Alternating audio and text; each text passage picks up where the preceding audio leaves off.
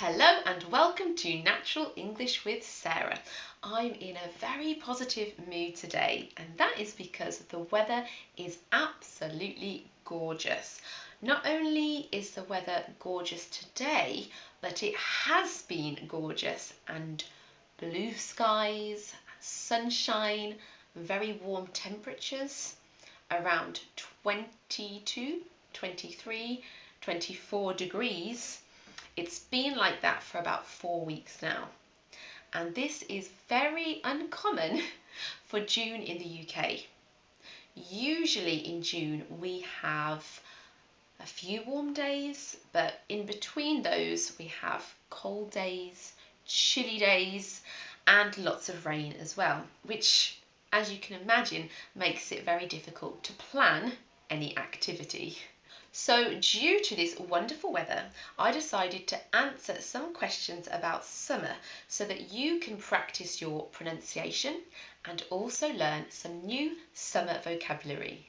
So let's get into it, and make sure you stick around for the last question as it's a really good one. Question number 1. What is your favourite thing about summer?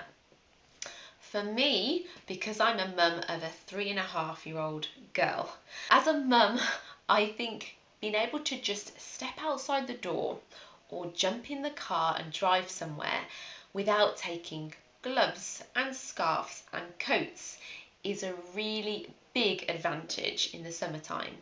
And for my daughter as well, I think she feels the real freedom of being able to just run around in a light dress or a light pair of shorts and t-shirts. And also, because of the daylight hours that we have in summer, I can get my outdoors and my nature fix for a very long time in the summer months. Another thing I like about summer here in the UK is that everybody is generally in a much better mood. It sounds like a cliche, but honestly, when you walk down the street, people smile a lot more, they stop and say good morning. I mean, it's very well known that in the UK we love talking about the weather, and when it is very beautiful weather, as it has been, people talk even more about the weather, and it's just a very generally positive and happy vibe. Question number 2. What do you dislike about summer in the UK? One of the things that happens, especially on weekends and especially on national holidays, is that everybody wants to get out to the beach or the countryside or areas of national beauty, which means that the motorways and the dual carriageways are often very full of traffic. For example, our nearest beach is around an hour to an hour and a half's drive, but on a Saturday when the sun is shining, it can take 3 hours or sometimes even 4 hours, which is a horribly long amount of time to be stuck in a car. You may not know this, but here in the UK, all of the children have their 6-week summer holidays at the same time, which means many parents are also off in those 6 weeks, which again adds to the traffic, the congestion.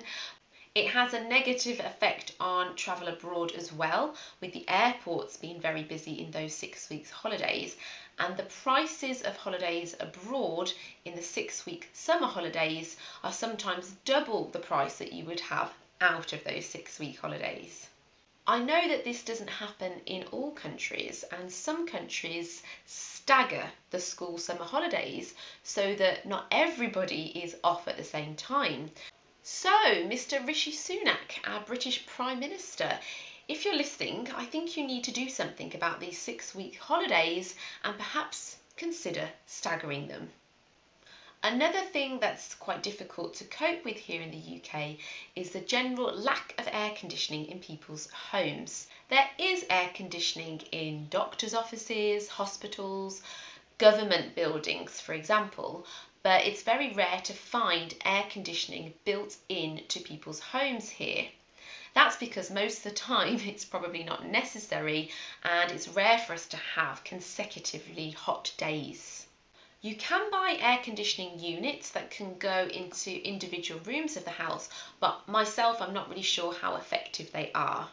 I just tend to open the windows from one side of the house to the other and let the breeze come through. Another tip I received is to make sure that when the sun is directly shining onto the house, to ensure that curtains and blinds are shut and that the windows are closed to avoid getting lots of hot air inside. And the final question is, what would be my ideal summer holiday?